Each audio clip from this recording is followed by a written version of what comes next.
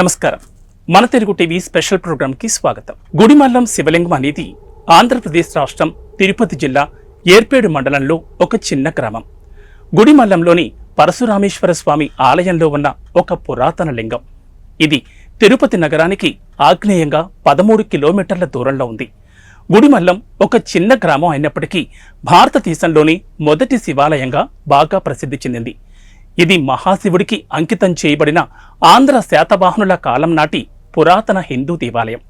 ఈ ప్రాంగణంలో ఆనందవల్లీదేవి, శ్రీవల్లి దేవసేన సుబ్రహ్మణ్యేశ్వర స్వామి, సూర్య భగవానుడు, వినాయకుడి ఆలయం కొలువై ఉన్నాయి.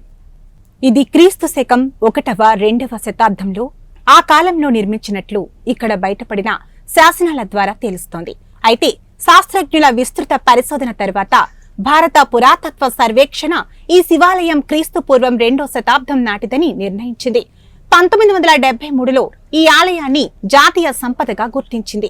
తిరుమల తిరుపతి దేవస్థానం కంటే ప్రాచీనమైన ఈ ఆలయంలోని శివలింగాన్ని పరశురాముడు పూజలు చేశాడని ప్రశస్తి. ఈ ఆలయం లింగం కంటే తరువాతది. ప్రస్తుతం ఉన్న భవనం చోళ విజయనగరం రాజుల కాలాల తరువాతది. అంటే శిల్పం ప్రతిష్ఠించిన తరువాత 1000 సంవత్సరాలకు గుడి నిర్మించినట్లు తెలుస్తోంది. లింగం బహుశా మొదట బహిరంగ ప్రదేశంలో ఉంచబడి ఉండవచ్చు. దీర్ఘ చతురాస్రాకార రాయి చుట్టూ ఉండి చెక్క నిర్మాణం లోపల ఉంది. ఈ ఆలయం 1954 నుండి భారత పురాతత్వ సర్వేక్షణ చేత రక్షించబడింది. పురావస్తు శాస్త్రవేత్త టి.ఏ. గోపీనాథరావు సర్వే ప్రకారం లింగం ముదురు గోధుమ రంగులో ఉన్న గట్టి రాతితో చెక్కబడింది. ఇది 5 అడుగుల కంటే ఎక్కువ ఎత్తు, ప్రధాన కొమ్ముపై 1 అడుగు వ్యాసం కంటే కొంచెం ఎక్కువగా ఉంటుంది. ఆయన ఎత్తు సరిగ్గా 5 అడుగులు అని ఇస్తాడు, కానీ పూర్తి పొడవును చూడలేదు. ఎందుకంటే లింగం దిగువ భాగాన్ని నేలలో పూడ్చిపెట్టారు. గ్లాన్స్ పురుషాంగం స్పష్టంగా విస్తృతంగా ఉండటం ద్వారా షాఫ్ట్ నుండి వేరు చేయబడుతుంది. లింగంపై నుండి 1 అడుగు చుట్టూ లోతైన వాలుగా ఉండే గాడి కత్తిరించబడుతుంది. అసాధారణంగా గర్భగుడిలో ఉన్న లింగం వెనుక వంగి పాక్షికంగా వృత్తాకారంలో ఉంటుంది. ఈ ఆలయం పేరు శాసనాలలో పరశురామేశ్వర ఆలయమని ప్రస్తావించబడింది. ఈ శాసనాలు ఆలయ అసలు నిర్మాతలను సూచించవు, కానీ వారు ఆలయానికి ఇచ్చిన భూమి, డబ్బు, ఆవుల వంటి బహుమతులను ఆలయంలో రోజువారీ ఆరాధన నిర్వహణ కోసం నమోదు చేస్తారు. క్రీస్తు శకం 2వ లేదా 3వ శతాబ్దానికి చెందిన నల్ల, ఎర్రటి వస్తువుల షెడ్స్ 1973లో నిర్వహించిన తవ్వకాల సమయంలో వెలుగులోకి వచ్చాయి.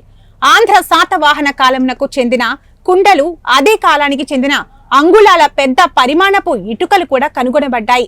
అందువల్ల కొంతమంది చరిత్రకారులు ఈ ఆలయాన్ని శాతవాహన కాలం నాటిదిగా పేర్కొన్నారు. పరశురామేశ్వర స్వామి ఆలయ గర్భగుడి ఒక చతురస్రాకార ప్రణాళికను కలిగి ఉంది. ఇది ఒక అగ్రభాగపు నిర్మాణంలో పొందుపరచబడింది. హిమాంశురే ప్రకారం ఈ అప్సిడల్ డిజైన్ పాడైపోయే పదార్థాలతో తయారు చేసిన పురాతన ఆలయ నిర్మాణాన్ని ధృవీకరిస్తోంది. తరువాతి పునరుద్ధరణలు మునుపటి రూపకల్పనలో పునర్నిర్మించబడ్డాయి. రాజకీయ చరిత్ర, ఈ ప్రదేశం పేరు గురించి చరిత్రకారులు విభేదిస్తున్నారు. ఆలయ గోడలపై, ఆలయ ప్రాంగణంలోని రాతి పలకలపై పల్లవ, ఏదవ దేవరాయలు, గంగా పల్లవ, బాణ, చోళ కాలానికి చెందిన అనేక శాసనాలున్నాయి. అత్యంత పురాతన శాసనం నందివర్మ పల్లవ క్రీస్తు శకం 802 పాలనకు చెందింది. అన్ని శాసనాలు దాతలు ఆలయానికిచ్చిన బహుమతులను ప్రస్తావించాయి. అయితే ఏ శాసనంలో కూడా ఈ గ్రామానికి గుడిమల్లం అనే పేరు లేదు. ఇది ఇవాల్టి గుడిమల్లం శివాలయ ఆలయ చరిత్ర విశేషాలు. మరో ఆలయ చరిత్ర విశేషాలతో మళ్ళీ కలుద్దాం. నమస్తే.